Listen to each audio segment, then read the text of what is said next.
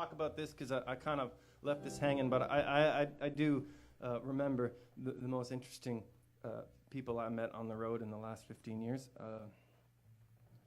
I took this gig in southern Alberta. Anybody been down Highway 3, Crow's Nest Pass? It's like a poor person's version of Banff. You know, it's like coal mining country. Everything's a little bit more affordable. People still have jobs there, some of them, and there's lots of trailers and things like that, and it feels just a little more like me when I'm there. And I'm a passionate angler. I love to fish, and so I take any gig anywhere in the world that will offer me the opportunity to fish. And so I would be playing this gig at the Blackbird Coffee House 5 times a year. No one would ever show up, and I was gaining momentum in Calgary, and I had hundreds of people coming to my shows, and then 2 hours away in the Crow's Nest Pass, nobody would be there, and it was sort of romantic, you know. And so I'd fish all day on these beautiful western rivers. The water's coming out of those hills like gin, you know, and I feel like I'm in God's pocket when I'm there, you know. And I play this gig to 5 people, and then I get put up every time I play the gig at this hotel called the New West Motel, right?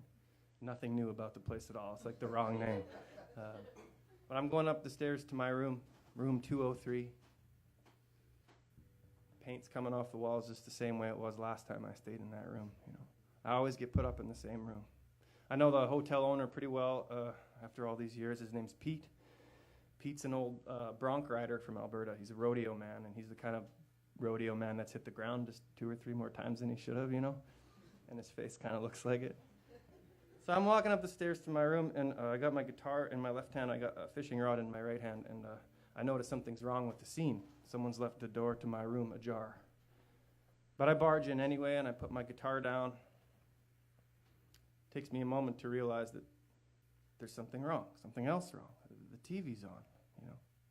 And I'm sure I didn't leave it on before I left that morning to go fishing, you know. And then another whole moment passes before I realize there are actually 2 people in my bed. And they're having way more fun than I was having, you know.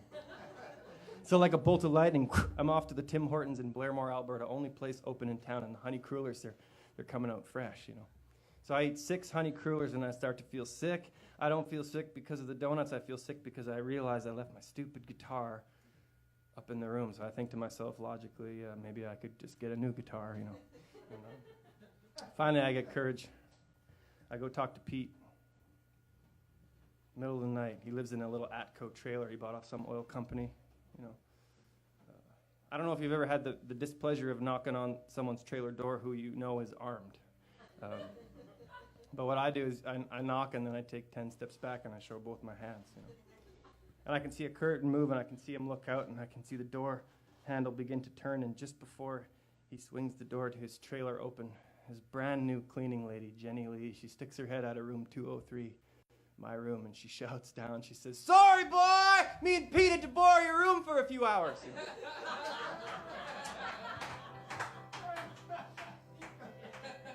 You know? And Pete's got the door swung wide open to his little Atco trailer, and he's standing there completely naked, you know, proud. He's smiling as wide as Saskatchewan, you know. I don't write a lot of love songs. It's not really what I do, but I didn't have to pay for a room there for like 4 years, you know. Pretty well till the place shut down. So this is for all you lovebirds out there tonight, and for those 2 beautiful moments of traveling musicianship right there. That's why I go and tour. So this is for you lovebirds. It's called Peter and Jenny Lee. 1, 2, 3, 1, 2, 3.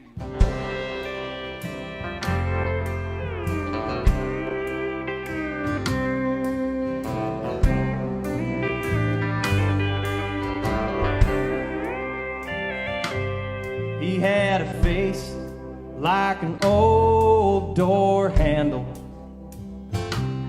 was about as bright as a birthday candle.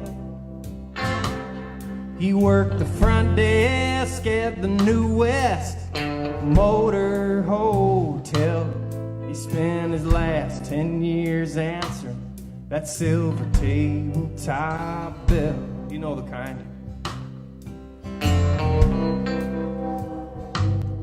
Well, she was rolling and Polly and Abel, yeah.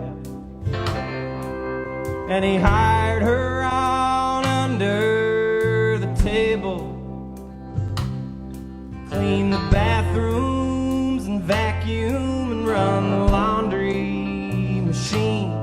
Before they knew it, they were drowning in a romantic dream. It was love. Love might find you in the basement, way up on top of a tree.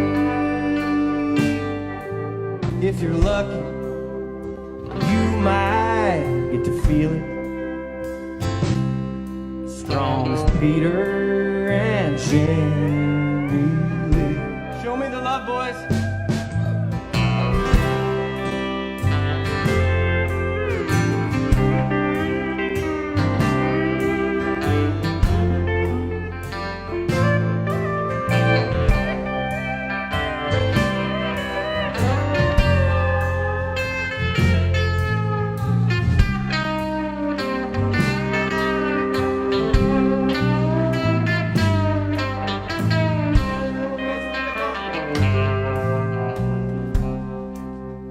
Travel all over the place, and this is the only song where my fancy uptown band lets me take a solo.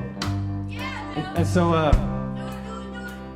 I would like everybody at home and everybody here that after the solo's over, I'd like you to clap really loudly, even if you think it's dog shit. Will you do that for me? All right. It's an unorthodox solo, I will warn you. Are you ready? Okay, here it goes.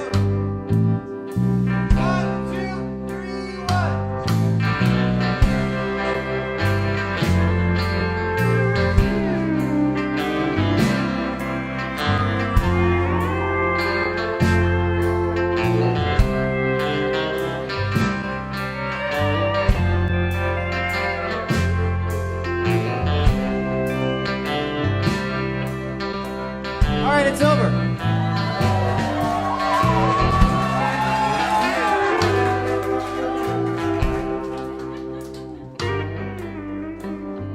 You see, they couldn't afford basketballs in my gym class in St. Norbert, Manitoba, so instead they brought us in a waltzing instructor.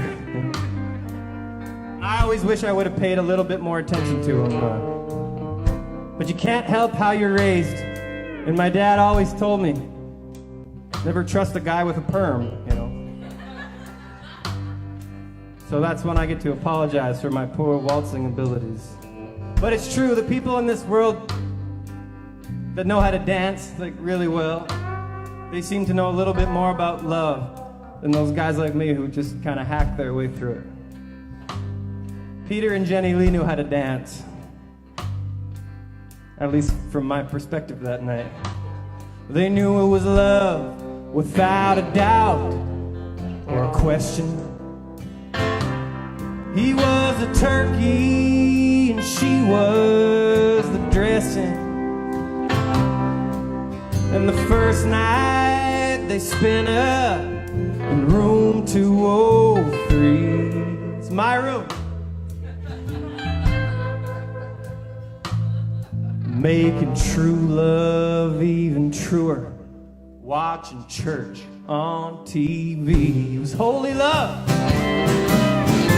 Love might find you in the basement, way up on top of a tree. If you're lucky, you might get to feel it, strong as Peter and Jenny Lee. Yes, if you're lucky, you might get to feel strong as Peter and Jenny.